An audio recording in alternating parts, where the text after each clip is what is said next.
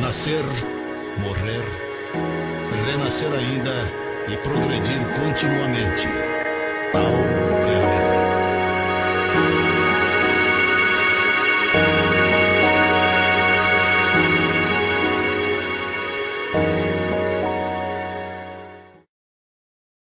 Muito bem, nós chegamos ao ponto culminante do nosso programa de hoje, né? Chegamos ao ponto culminante.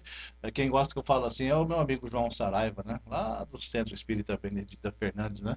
O João que gosta que a gente fala, né? Chegamos ao ponto culminante, o Eurípides também, né?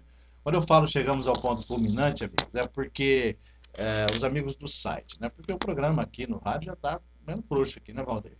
Tá aqui para 48 minutos já, né? Que nós estamos aqui com anúncios, né, das palestras, das coisas que acontecerão na nossa cidade, na região, também os breaks comerciais, né, e é a primeira parte do programa. E quando eu digo ponto culminante, né, Adriano, é quando chega a hora de chamarmos o convidado, ou a convidada, né, no caso de hoje a convidada, que aí essa parte aqui a gente manda também para o site, a gente coloca no site avozdoespiritismo.com.br.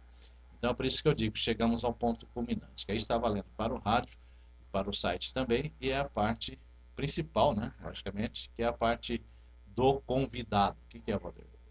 Oi? Vai ter custo do quê? A palestra do Divaldo? É que eu estava falando aqui sobre a palestra do Divaldo. Não, não vai ter custo nenhum, tá? Não, nem pode, né? A gente estava conversando aqui sobre as despesas e tal, as pessoas já perguntaram, né? Sobre custo, né? Se vai ter custo. Não terá custo algum, tá? É que a gente tem que, a USE, né? O movimento espírita tem que se organizar e muito, né? Para fazer um evento, né? À altura.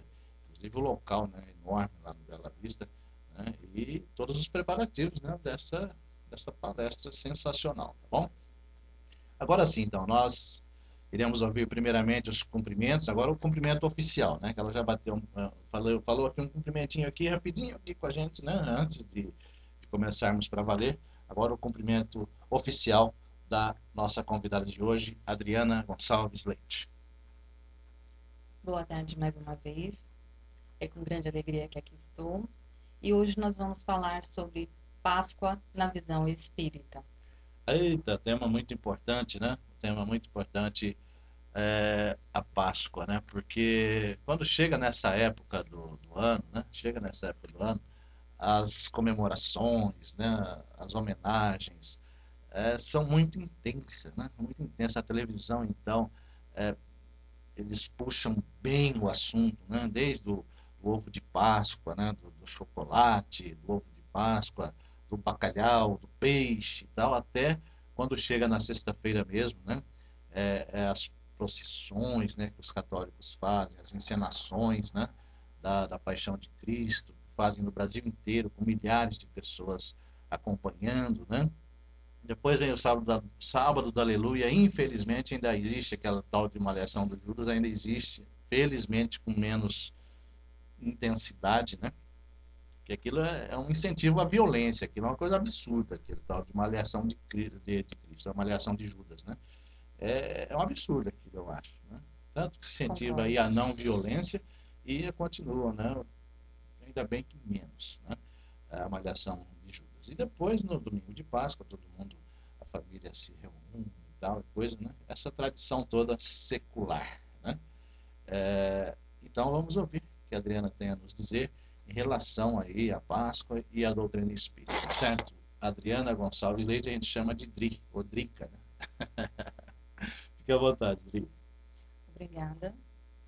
Então, que a paz de Jesus esteja presente em todos os corações. Jesus é o nosso mestre que veio nos trazer a lei do amor. Ele exemplificou, na essência, o que é realmente o significado dessa palavra amor. Então, hoje nós vamos tratar da Páscoa. A origem da palavra Páscoa é judaica e significa Pesach, passagem em hebraico. É o dia em que se comemora a libertação do povo hebreu da escravidão egípcia através de Moisés. É a festa da liberdade. Através disso, podemos confirmar que a Páscoa já era uma comemoração na época de Jesus, uma festa cultural, e que a igreja adaptou-a, dando-lhe um novo significado, visto a desonra pública, a humilhação e tragédia que Jesus passou nos dias da Páscoa. Para nós espíritas, a Páscoa não tem o mesmo significado religioso que outras doutrinas do cristianismo.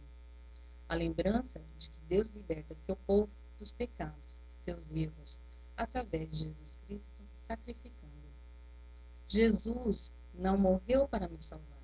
Jesus viveu para nos mostrar o caminho da salvação. Esta palavra salvação, segundo Emmanuel, vale por reparação, restauração, refazimento. Salvação, portanto, é a nossa reforma íntima, é libertação de compromisso, é regularização de débitos.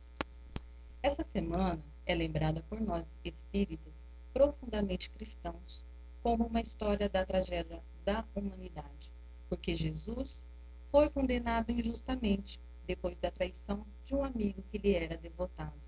Foi negado pelos seus companheiros de todas as horas e esteve a sós. Isto é uma lição e vem confirmar que o nosso testemunho é sempre pessoal, solitário. No momento em que Jesus está sendo julgado e condenado à morte através da crucificação, vemos a figura incomparável do Mestre, o doce cordeiro viajando para o matadouro. Infelizmente. Temos que considerar que a existência física é também uma grande jornada de testemunhos, de solidão e de experiências iluminativas.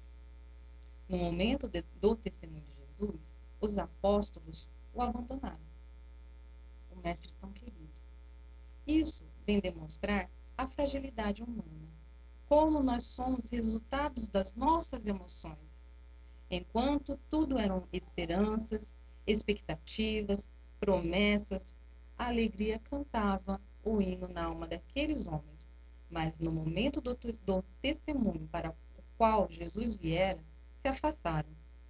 Naquela mesma semana, Jesus entrou em Jerusalém e foi aclamado pelo povo no domingo de Ramos. Jogaram tapetes, tecidos, para que ele pudesse passar como um rei sobre o tapete vermelho. E ele entra montado em um jumento. Joana de Ângeles faz-nos refletir sobre este momento. Aquelas homenagens são, na verdade, para o jumento, porque Jesus está acima da terra, como a ponte que liga o mundo à divindade. Linda essa passagem, né? Os companheiros de Jesus não esperavam esse gesto. Esperavam sim que naquela consagração eclodisse a revolução e ele se tornasse o rei da terra.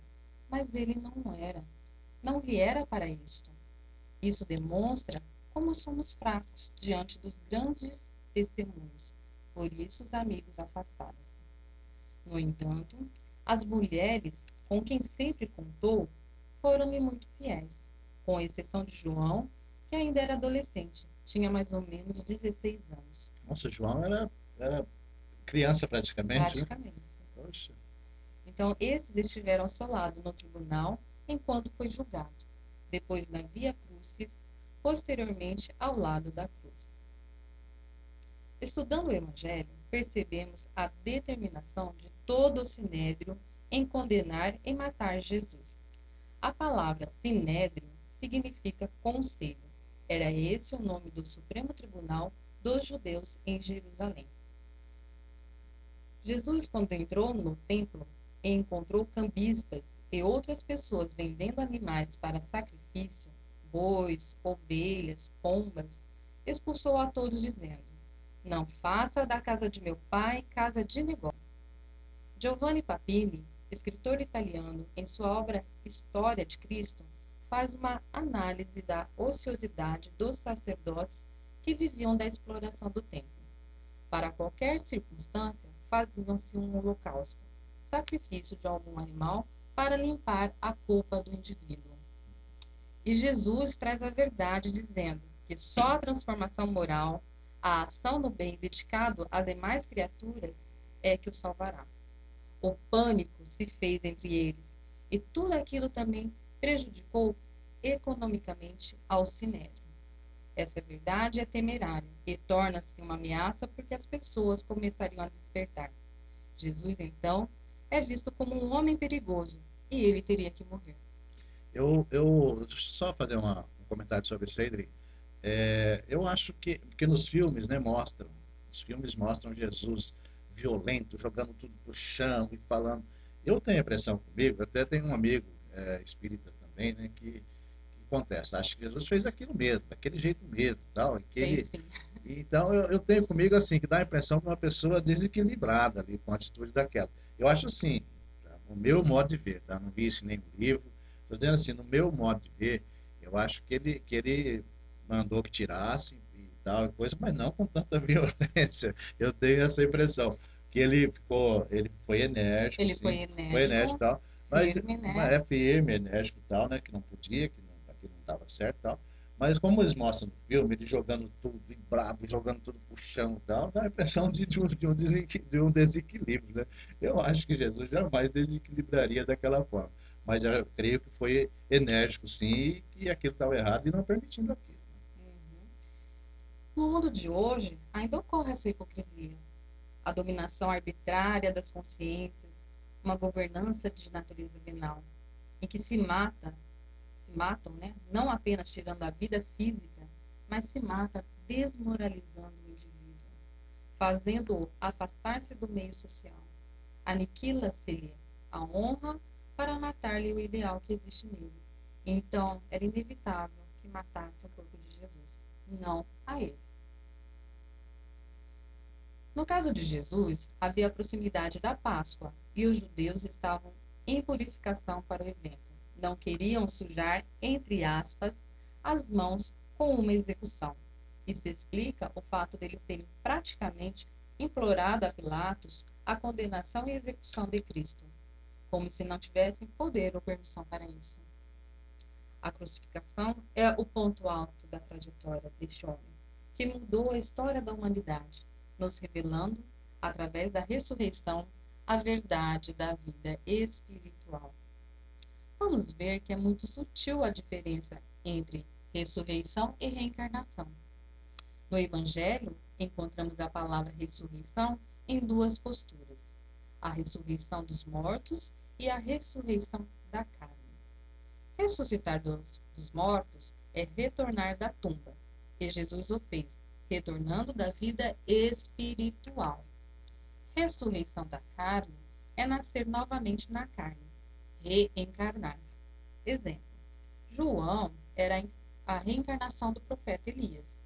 Reencarnação, então, é o retorno no corpo físico em que a individualidade e a personalidade trabalham em favor do progresso da criatura humana. Jesus aparece em corpo espiritual pela primeira vez para Maria Madalena. Ele se materializa de tal forma que ela supôs, estando ele de costas, que era o jardineiro. Tão físico era a sua aparência. Materialização é um fenômeno de ectoplasmia, quando um ser ou objeto de outra dimensão torna-se visível e tangível, por condensação de substância sutil, que se desprende de seres encarnados ou de elementos da natureza. Nas experiências mediúnicas, através de Peixotinho, Fábio Machado, de tantos outros como do nosso querido Francisco Cândido Xavier, os espíritos apresentavam-se em corpo somático, de se sentir a temperatura, verificar a pulsação e os batimentos cardíacos. É impressionante, né? Para os nossos ouvintes, às vezes tem muitos ouvintes bem leigos, né, vamos dizer assim, né? O que a Adriana explicou aí é o seguinte, que Jesus, como os nossos irmãos católicos afirmam, né, não é que ele ressuscitou, né? O que apareceu ali e tal foi o Espírito, né? O Espírito de Jesus que apareceu, né, para todos ali. Existe também a pessoa que é o médium vidente, que vê um espírito, né? Vê um espírito, é uma coisa. E Jesus ali se materializou, né? Ele se materializou. Então ali todos os presentes viram porque ele se materializou. Agora, se não fosse uma materialização, só alguém ali que tivesse a mediunidade de vidência para ver o espírito, né? E os nossos irmãos católicos aí no caso afirmam que ele ressuscitou, né? Que ele viveu de novo e tal, e sendo que o corpo dele, ninguém sabe realmente o que aconteceu com o corpo, porque não apareceu, né? Mas não era o corpo dele mesmo que estava ali, era o espírito. Né? A gente fala corpo espiritual, corpo espiritual, né? Então, Jesus elege uma mulher que foi a equivocada e que realizou a mais notável trajetória de transformação moral interiormente, para poder fazer dela a mensageira das boas novas. Ela torna-se porta-voz da grande notícia, e como era de se esperar, os seus amigos não acreditam. Então Jesus, logo depois, aparece para eles, confirmando a glória da imortalidade da alma. Tomé duvida dos seus companheiros discípulos, quando eles dizem que haviam visto Jesus ressuscitado, e diz: se eu não vir e não colocar o meu dedo em suas chagas, eu não acreditarei. É por isso o velho ditado, né? Igual São Tomé, ver para crer, né? Senão não... Jesus então aparece e diz a Tomé: toca, para que tu vejas que sou eu. Tomé toca-lhe a chaga entre a terceira e quarta vértebra do lado direito, que havia sido aberta em seu peito para poder apressar-lhe a morte. É a imortalidade da alma que nos oferece o espírito em todas as características da última existência planetária. Muitas vezes, a materialização é tão física quanto a qualquer corpo físico. É o que eu disse aqui agora há pouco, que nós dissemos, né? No caso, se Jesus tivesse aparecido só para as pessoas ali presentes, pessoas que têm evidência, como hoje, né, no centro espírita, mesmo fora de centro espírita, tem tanta gente que tem evidência, vê os espíritos, né, naturalmente. Se ele tivesse ali presente, só quem tivesse evidência ouvisse, né, seria uma coisa. Tomé iria colocar o dedo lá, não iria sentir nada. Mas como ele se materializou, isso, gente, segundo a informação da doutrina espírita, tá? Desculpa aí as pessoas, né, de outras religiões que não concordam, tá? A gente respeita também. Agora, como ele se materializou, né? Então, Tomé foi lá, pôs o dedo, pôs a mão, tá? E sentiu realmente. Né? Essa explicação que é bom a gente passar para os nossos. Nós temos tantos ouvintes, assim, não espíritas, né, Adriana? São simpatizantes, São simpatizantes apenas, tá? Então, quando Jesus aparece para Maria Madalena pela primeira vez, ele não a deixa tocar-lhe, dizendo: não me toques, porque ainda não subi ao Pai. Isso ocorre porque ele foi às regiões inferiores da terra, e seu espírito impregnou-se de vibrações deletérias, então não quis contaminá-la. Jesus, não tendo ainda ido às regiões sublimes, não poderia transmitir-lhe o fluido cósmico superior a qual ela estava acostumada. Isso ocorreu porque o primeiro passo que Jesus deu foi o amor ao Judas. Ele desceu aos infernos, entre aspas. Esse inferno seria o da consciência do companheiro dúbio, né?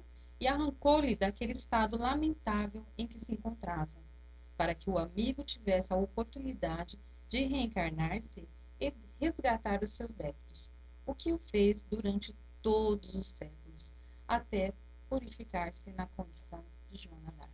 Olha só a informação chegando, é importantíssimo, né, Adri? Porque muitos, né, como eu disse ela no início aqui, né, muita gente ainda malha Judas, ainda, né, pega aquele boneco e malha Judas e tal. Jesus, assim que aconteceu, assim que ele desencarnou lá na cruz, né, ele foi onde estava o espírito de Judas, né? Porque Judas se enforcou e tal, né? Porque pela denúncia e tal, né? Ele foi até onde estava o espírito de Judas, né? Um local infeliz, né?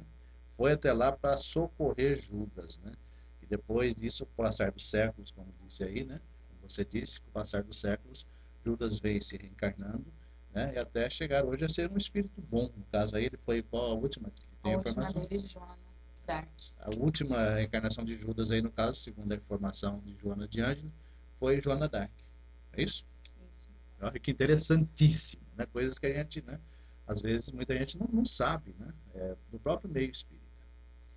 Este primeiro passo de Jesus nos comove. Divaldo Pereira Franco diz: seja qual for o gravame, o amor sublima-o e põe-se acima de toda e qualquer situação. Buda também diz: A primeira fase é a compaixão, depois a amizade e, por fim, o amor. Fazendo um paralelo, a Igreja Católica diz que no último dia do mês de maio, dia 31 de maio, Nossa Senhora desce ao purgatório e com o escapulário resgata uma alma. É uma simbologia muito bonita, porque os espíritos nobres realmente vão às regiões infernais, aos purgatórios, aos umbrais, para resgatar os infelizes que se arrependeram e que agora estão em sintonia com o bem e não sabem como dali se afastar. Os espíritos nobres vão e buscam, trazendo-os para regiões menos dolorosas, onde eles são beneficiados e transferidos para regiões onde progridem e se preparam para futuros reencarnes. Judas não veio com a missão de trair Jesus. Consideramos que ninguém vem com um compromisso desta natureza, senão como ficaria o livre-arbítrio? Ele considerava que Jesus iria trazer uma revolução na terra e levou isso ao pé da letra, achando que teria que haver uma revolução política para poder restaurar o trono de Israel sobre todo o mundo, já que Jesus era o Messias. E o Messias tradicional deveria ser soberano, dominador, esmagando as nações para que se submetessem às ordens israelitas. Então Judas, na sua perturbação íntima e unido por espíritos perversos que sintonizaram com ele no momento dos conflitos, teria o levado a esta situação, certo de que no momento exato, Jesus reagiria e faria a revolução. Isso não se justifica. Foi um momento de grande declínio moral do companheiro. Na Quaresma, Jesus não só apareceu aos apóstolos e seus seguidores, como também a 2 viajantes na estrada de Emaús, onde dialogou com eles durante o dia inteiro. Após, ele aparece diante de 500 testemunhas na Galileia. Jesus passa todo esse período, ora aparecendo na Galileia, ora em Jerusalém, ora em Emaús, mais tarde em outro lugar, para demonstrar que se tratava uma realidade a vida espiritual, que não era uma alucinação, como diríamos hoje em termos de psicologia, de psiquiatria, e também de uma fantasia ou de uma fraude feita por aqueles que acreditavam nele. Como já dissemos, o corpo de Jesus não era material, era um corpo espiritual condensado, e ele quis demonstrar a sua glória, todo o seu poder que estava investido, fazendo a ascensão ao céu. À medida que todos o contemplavam, ele foi se transformando num foco de luz e diluindo a condensação da energia que estava resfriada. Usamos aqui a expressão einsteiniana. Matéria é energia condensada ou resfriada. Jesus, com seu poder mental e sua capacidade de espírito sublime, condensava energia e a diluía. Há uma passagem de quando ele estava em Nazaré e que os seus irmãos, por parte de pai, queriam atirá-lo no monte. E ele desaparece das mãos dos seus agressores e vai aparecer na Galileia. Portanto, ele manipulava este corpo espiritual com muita facilidade mental. Daí, ele vai desagregando e em espírito volta à morada celeste, volta à plenitude. Eita, que beleza, hein? Ele apareceu para várias pessoas, né? Para 500 aí depois, né? Mostrando que a vida continua. Então, infelizmente, até hoje, né? Muitos ainda acreditam que ele ressuscitou, ou seja, morreu e depois viveu novamente com o mesmo corpo, O mesmo corpo físico, tal. Infelizmente, isso não é cientificamente isso, né? é comprovado. E aí que você não falou, tem né, em como. relação a Einstein, inclusive, né, confirmando a condensação tal, da matéria e tal, né? Cientificamente, o Espiritismo explicando tudo isso, né? Aí, então, Jesus, nosso grande mestre, né, ele apareceu, sim, várias vezes para muitas pessoas como espírito, né? Como espírito. Como você disse, ele como ninguém, né, tinha uma facilidade muito grande, né, para manipular tudo isso, né, para aparecer ou não aparecer, estar presente sem ser visto, tudo mais, né, perante as pessoas. Né? Nós Aprendemos, dentro da doutrina espírita, que se reconhece o verdadeiro espírita pelo esforço que se faz, que é o de ser hoje melhor que ontem e amanhã melhor que hoje. E esse é o verdadeiro sentido da Páscoa, a transformação do homem velho no homem novo. Allan Kardec fala no livro O Evangelho segundo o Espiritismo que o homem de bem é o verdadeiro espírita. Nós vemos o esforço que todo cidadão, homem ou mulher, devem empreender, porque não se conquista essa transformação do dia para a noite. Kardec continua a dizer que o espírita não é perfeito, mas é aquele que se esforça a ser. A Páscoa é essa proposta de transformação. O mundo novo para o judeu era a saída do cativeiro, a liberdade. Para o cristão de outras denominações religiosas, é toda a evocação dos dias dolorosos de Jesus, mas também das alegrias incomparáveis da ressurreição. Para nós espíritas, é esse trabalho de renovação interior incessante, porque sempre podemos ser melhores, graças às experiências anteriores. Então, como devemos agir para que ocorra essa nossa reforma íntima? Por onde começar? Quando nós vamos reformar a nossa casa, nós primeiro planejamos por onde começar, senão tudo vira uma bagunça. Assim também deve ser com a nossa reforma íntima. Temos que fazer uma autoanálise, verificarmos nossos valores éticos, morais, as nossas tendências, as nossas paixões, transformar os nossos vícios em virtudes. Allan Kardec, no Livro dos Espíritos, faz uma abordagem perguntando como libertar-se o indivíduo do egoísmo. E os espíritos respondem que o egoísmo é a matriz de todos os vícios e que o antídoto é a caridade. A caridade é virtude por excelência. E nós, egoístas que somos, herdeiros do homem primitivo dos instintos, instinto como mecanismo de defesa, de preservação da vida para fugir dos perigos, para a reprodução, para a sobrevivência.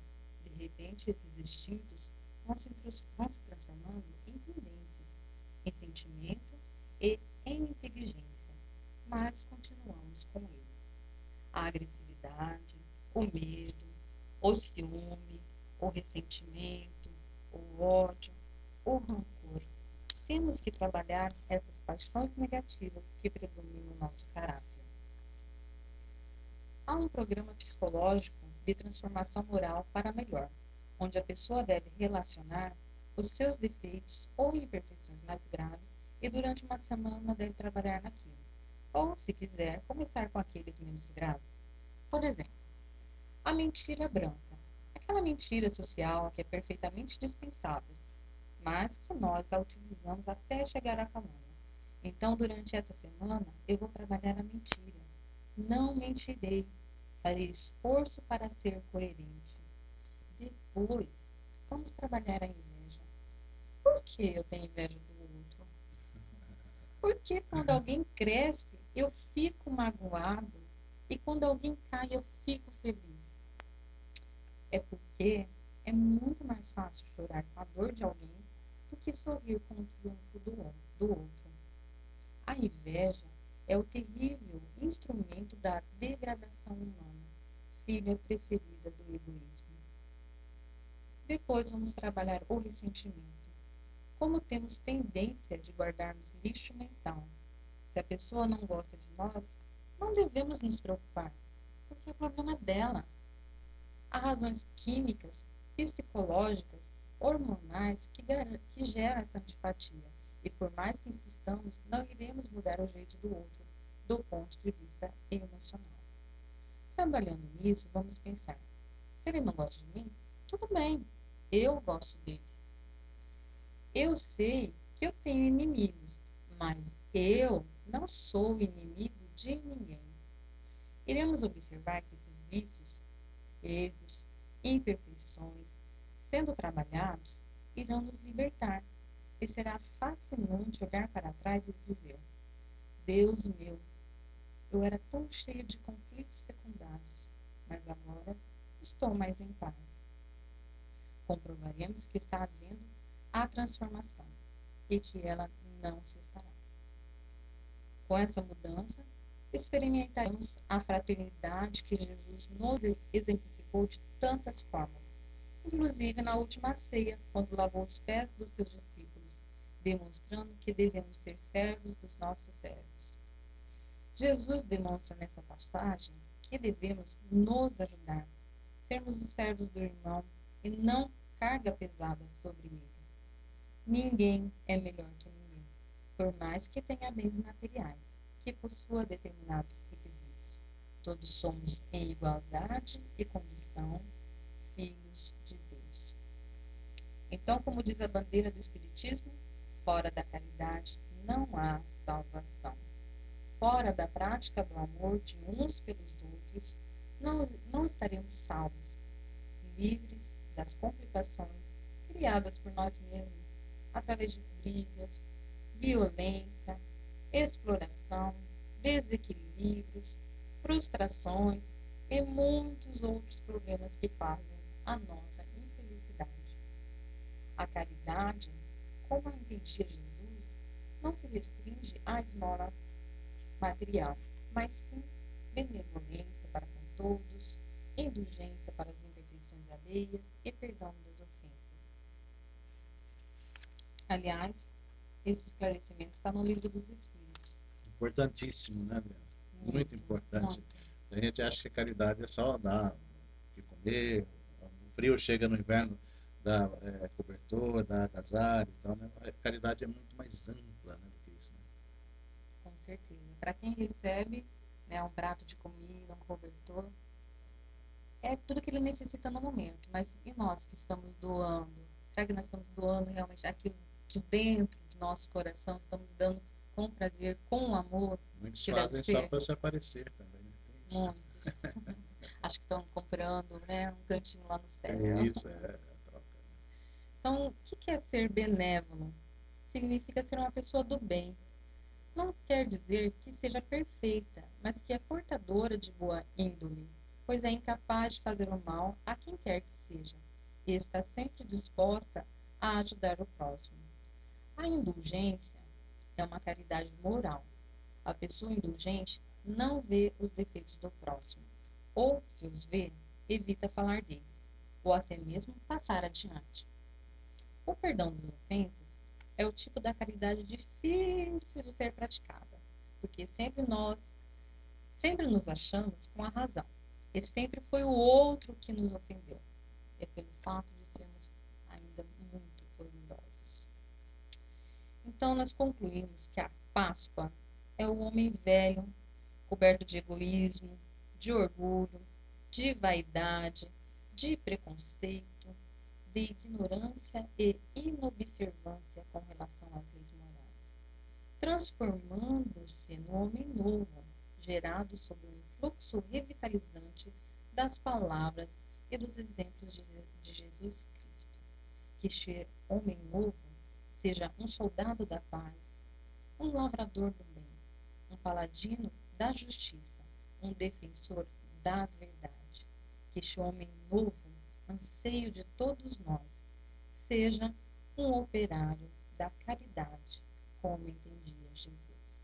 Eita, que beleza, hein? Adriana Gonçalves Leite. Adriana, e o que você acha em relação a tudo isso que você falou, a parte religiosa, a parte histórica, né, da Páscoa, e depois chegar aí nos ovos de chocolate, né, no chocolate, no ovo de Páscoa, né, Oswaldinho?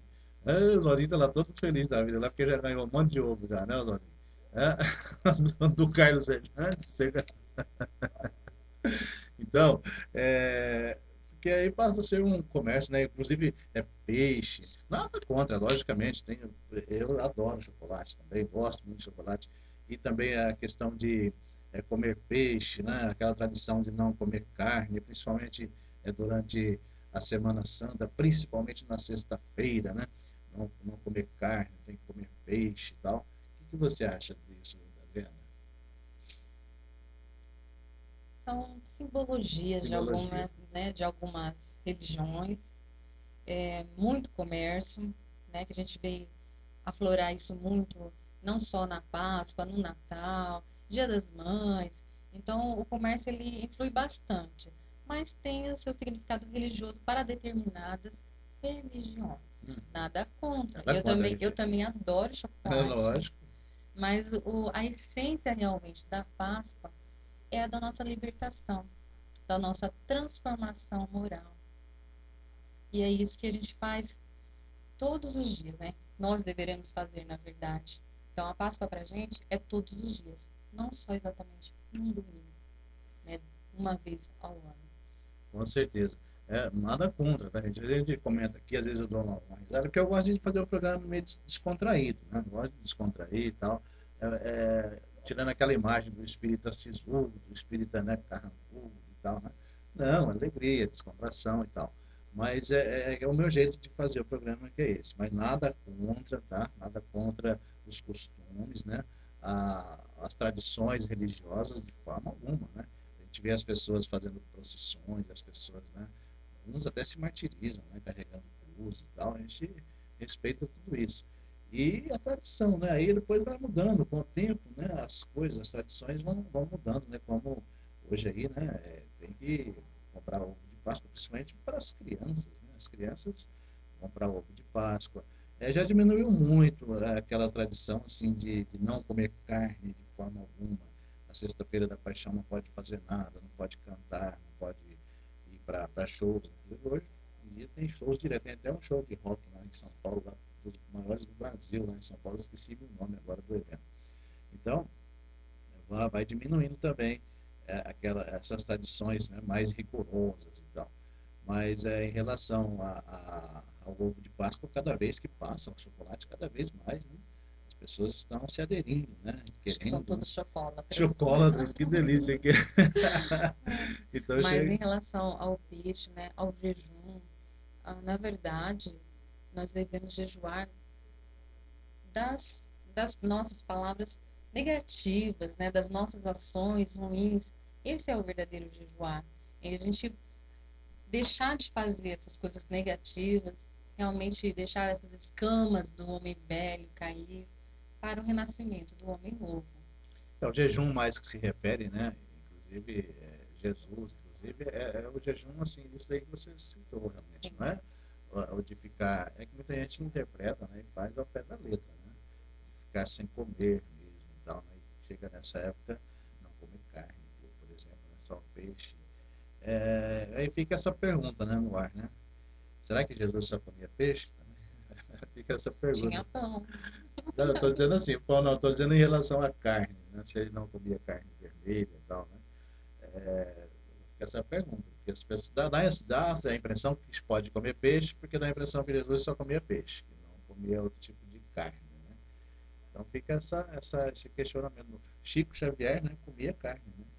Ele comia carne, ele é o nosso exemplo maior, né? Ele comia carne. Não sei se na sexta-feira da Paixão, de repente, por toda, né, a sua coerência, né, a sua simplicidade, de repente, nessa época, ele nem comia para não dizer que ele estava abusando. Né?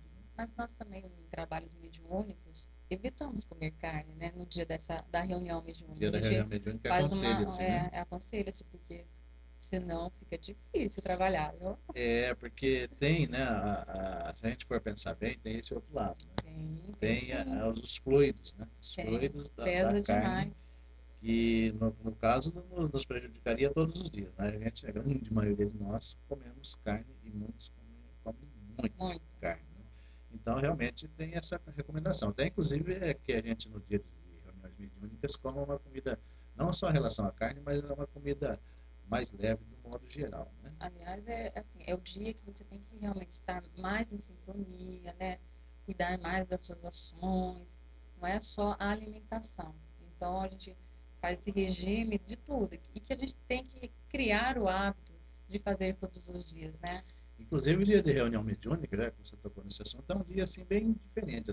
Nós que vamos participar da reunião mediúnica, a gente deve estar naquele dia um pouco mais tranquilo, um pouco mais, tentando sintonizar um pouco mais com o alto, né? Evitar comidas pesadas, como você disse, ou quando for se alimentar assim, pouco, né? Porque já aconteceu, eu vou falar aqui uma coisa, eu falo o milagre, mas não falo o santo, né? Já aconteceu num estudo de reunião mediúnica, num estudo mediúnico, num estudo para formar-se médico. Um colega chegou e tal, e assim que começou, apagou as luzes, todo mundo ficou concentrado, porque dá aquela, né? Dá aquela, né? Às vezes um friozinho na barriga e tal, que já é influenciação. Né? Quanto mais negativo o espírito for, mais essa reação aqui na barriga, vamos dizer assim, né? Aqui, como é que fala?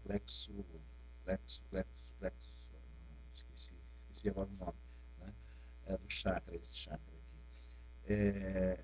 Dá aquele puxão. E o nosso amigo lá na hora, nossa, ele não conseguiu segurar, sabe, o estômago. Ele não conseguiu segurar o estômago. Segurou tudo em volta. Tudo, né? Não era uma reunião mediúnica, era estudo, né? Então, o conselho que vai aí é para que quando for participar de uma reunião mediúnica, não vá de estômago cheio, né? E carne também é recomendável, né, que não se consuma, né? Ah, pode ser uma carne branca, que é mais leve. Frango ou peixe mesmo. Né? Muito bem. Adriana Gonçalves Leite. Adrica ou Adri, né, como é a nossa amiga, né, Oswaldinho? Você conhece a Adriana? Conhece também? O Valdeir carregou ela no colo quando ela nasceu. Nós falamos aqui no início. O Valdeir a carregou no colo quando ela nasceu. Ah, Tá linda, né? obrigada. Então, Oswaldo Ferracioli Júnior chegando aqui aos controles técnicos, né? Adriana, deixa os microfones então para a sua despedida dos nossos ouvintes. Meus amigos, espero que essa pequena passagem de Jesus realmente faça com que nós refletimos, né, sobre a vida dele, sobre os seus ensinamentos e tentemos colocar em prática. Não é fácil, meus amigos, eu bem sei, eu também tem horas que a gente sucumbe, né? Mas a gente tem que tentar diariamente, até isso se tornar uma rotina. E nesse momento de Páscoa, que é também um momento de união da família, que às vezes muitos moram fora, né? Outros mesmo morando na cidade, mas por conta da correria do dia a dia não se veem com frequência. Então que possam todos reunir-se em família, comungar essa vida de Jesus. Muito obrigado, Adriana Gonçalves Leite. Parabéns aí por tudo que você preparou para a gente. Eu que agradeço. A primeira vez que ela participa no rádio, né? Inclusive faz palestrinhas lá, né? No Varas da Videira.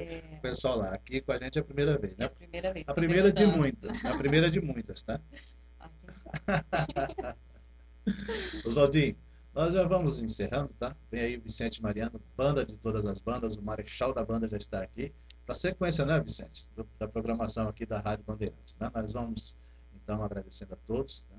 Com a graça de Deus. No próximo sábado estaremos de volta com mais um programa A Voz do Espiritismo. Que todos tenham muita paz.